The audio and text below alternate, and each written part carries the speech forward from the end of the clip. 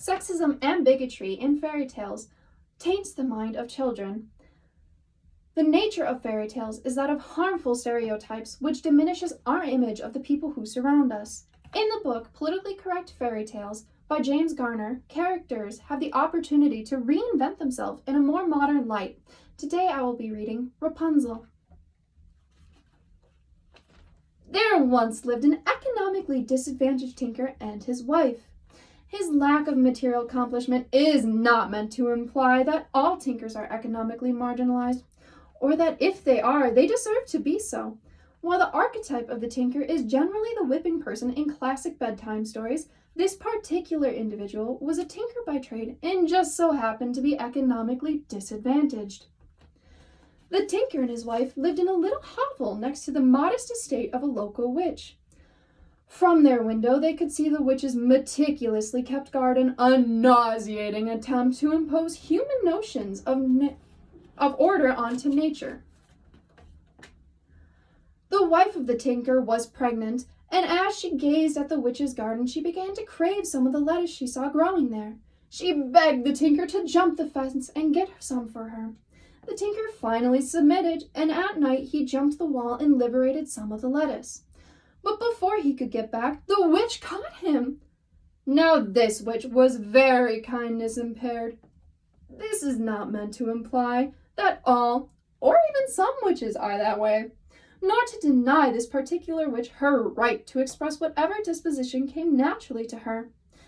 Far from it. Her disposition was without doubt due to many factors of her upbringing and socialization, which unfortunately must be omitted here in the interest of brevity. As mentioned earlier, the witch was kindness impaired, and the tinker was extremely frightened.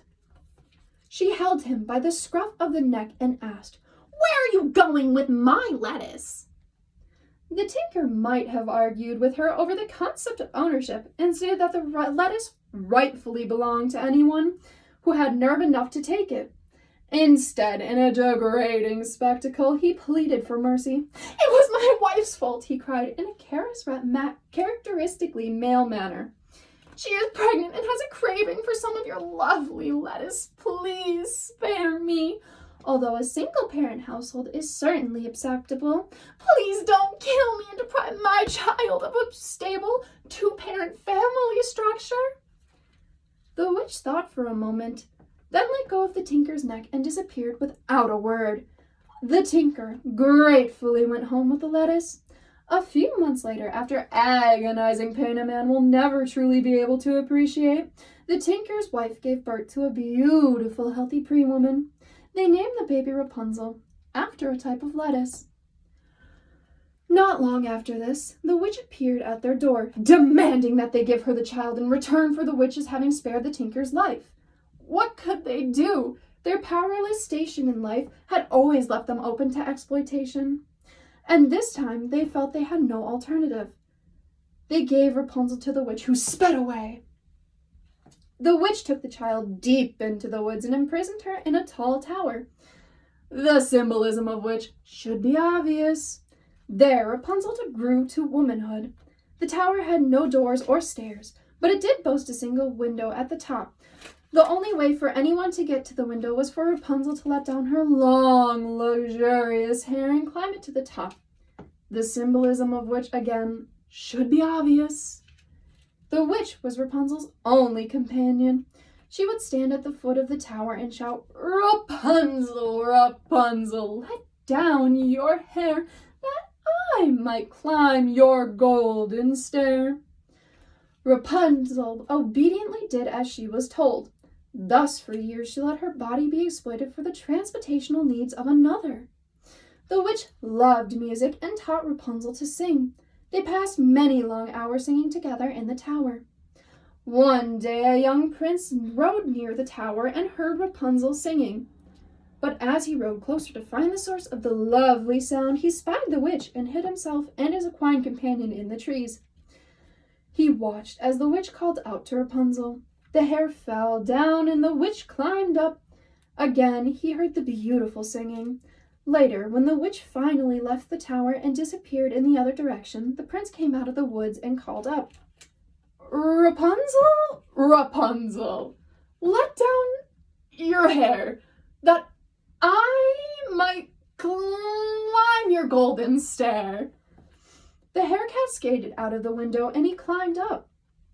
When the prince saw Rapunzel, her greater-than-average physical attractiveness, and her long, luxurious hair, it led him to think in a typical lookist way that her personality would also be beautiful.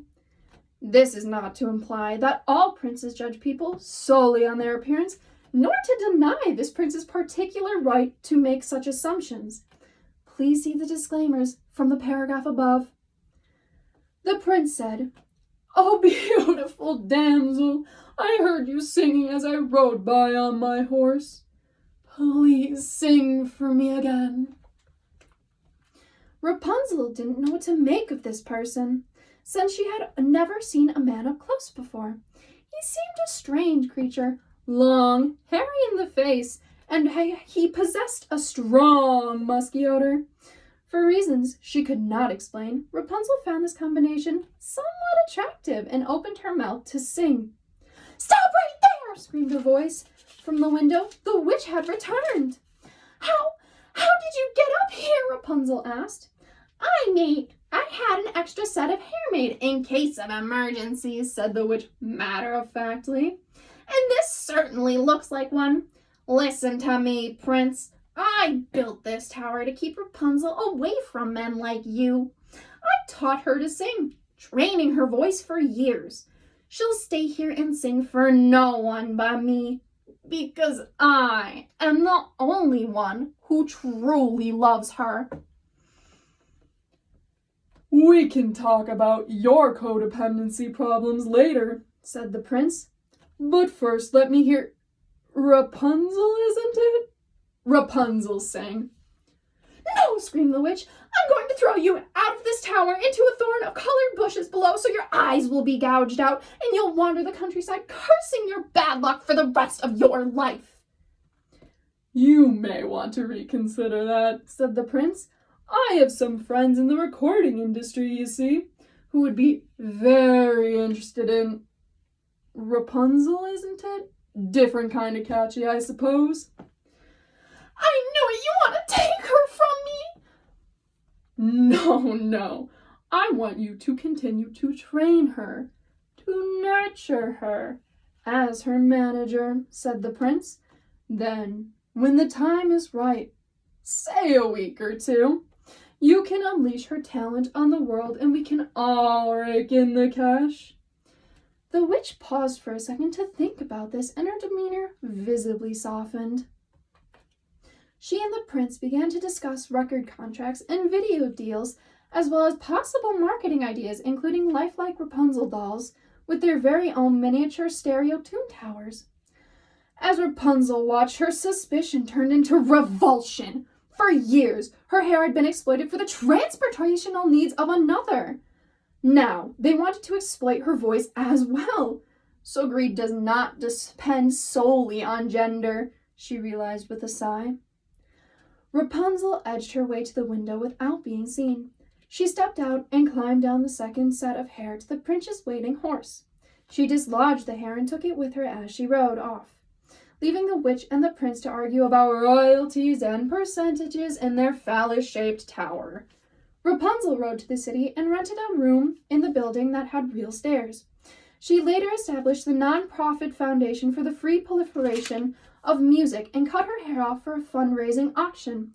She sang for free in coffee houses and art galleries for the rest of her days, always refusing to exploit for money other people's desires to hear her sing.